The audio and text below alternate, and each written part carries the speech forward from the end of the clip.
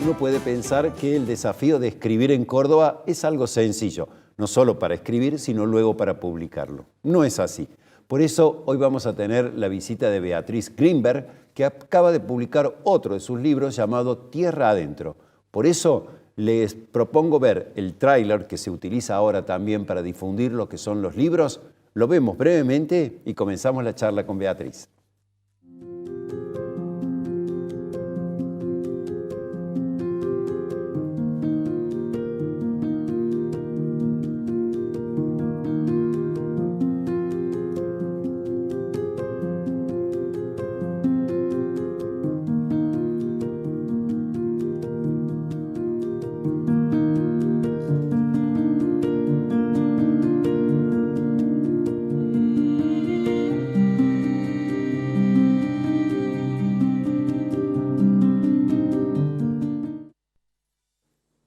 Bueno, Juan decide volver, en realidad es otro personaje, no es este Juan, así que vamos a ver de qué se trata. Beatriz, muchas gracias por estar en Los Turelos. Al contrario, Juan, muchas gracias. Bueno. Muchas gracias a ustedes por acompañar siempre. Así es. Bueno, ¿de qué se trata Tierra Adentro?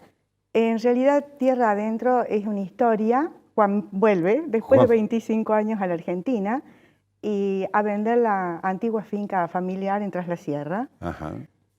Una finca, una estancia familiar en la que compartieron vacaciones, historias familiares, y que fue un día abruptamente abandonado por una circunstancia particular trágica. Claro. Y quedan problemas por resolver. Y hay que revisitar la memoria.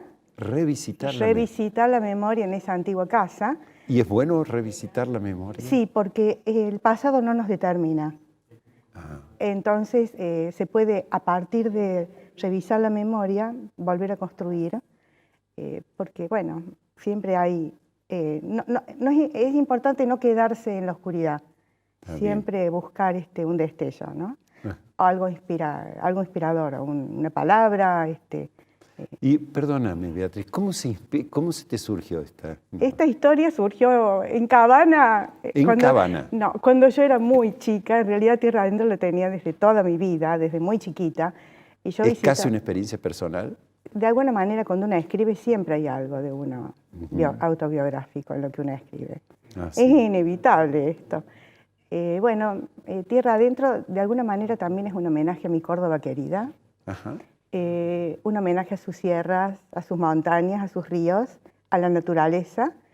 Y esta historia comenzó, de alguna manera, yo hoy pensaba, de que comenzó cuando yo era muy chica y cuando iba a Cabana con mis padres y lo visité a Guido Buffo, a la capilla de Guido Buffo. Ahí en Cabana, en correcto. Cabana, y siempre me ha inspirado mucho. Yo todavía, aún siendo más grande, esperaba encontrarme con los gnomos de la montaña, ¿no? Entonces, la montaña es altamente inspiradora, y la naturaleza.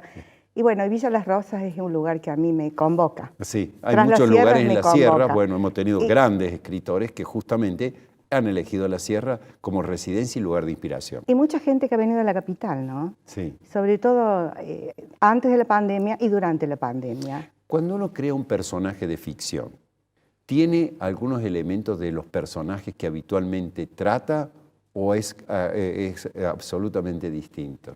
Mira, Juan. ¿O de las familias? A mí me ha inspirado mucha gente.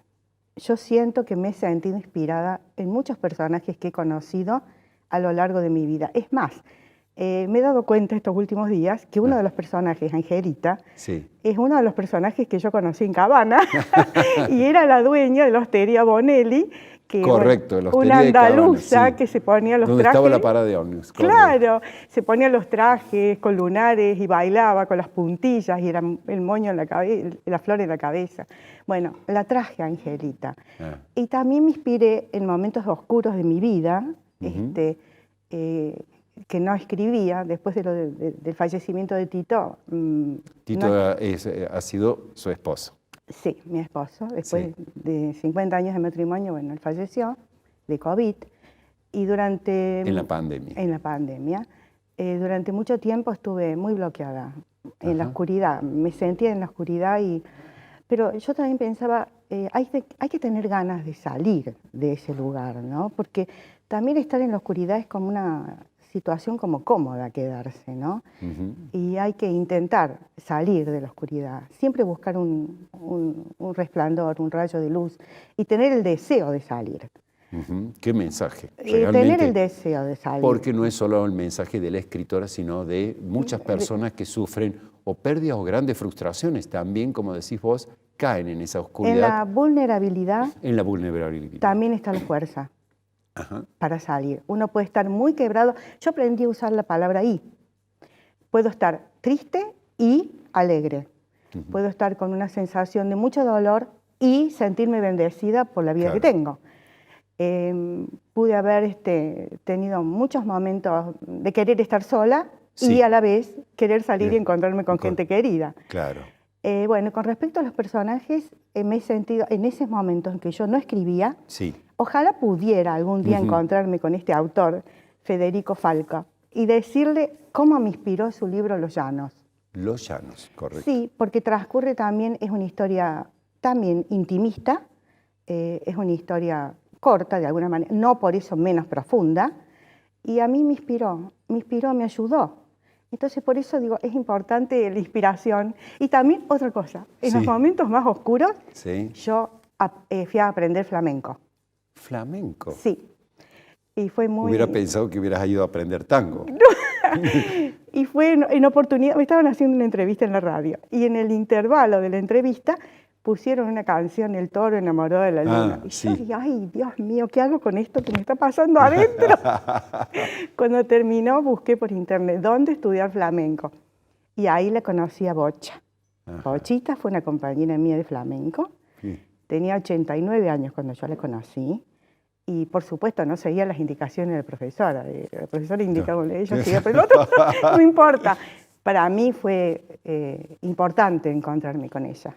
Bueno, estás hablando de sentimientos, pero sos además una persona que maneja palabras, que elige palabras en sus personajes, en la vida cotidiana, etc. ¿Estamos haciendo mal uso de las palabras? ¿Nos estamos agrediendo con las palabras? Sobre todo en las redes sociales buscamos la peor palabra para nuestro, a lo mejor, adversario, para la persona que no queremos o para el político que no nos gusta. ¿Estamos usando las palabras como armas, diría yo? De alguna manera me parece que sí, y es como lamentable, porque hay mucha virulencia en la palabra. Por otro lado, creemos que las palabras tienen para todos el mismo significado, y está ligado absolutamente a la experiencia. Entonces, si la experiencia de tu vida no es lo que vos esperás, lejos de pensar en que algo de uno tiene que cambiar para que el resultado sea distinto, y agrede a otros, ¿no?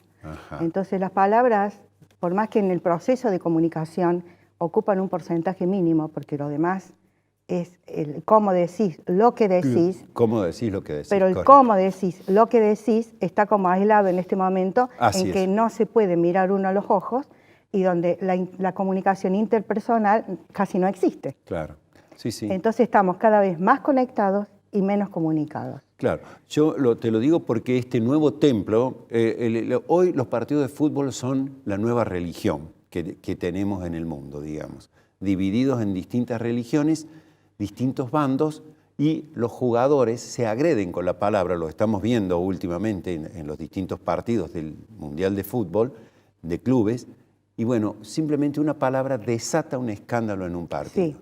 Ni hablemos de los líderes mundiales cuando tratan o minimizan a otro país. Hay muy poca tolerancia, estamos muy sensibilizados. Ante cualquier circunstancia nos despierta un estallido social. Así es, también, correcto. Porque estamos muy, muy vulnerables. Sentimos que nuestras expectativas o que el contrato social se rompió. Claro.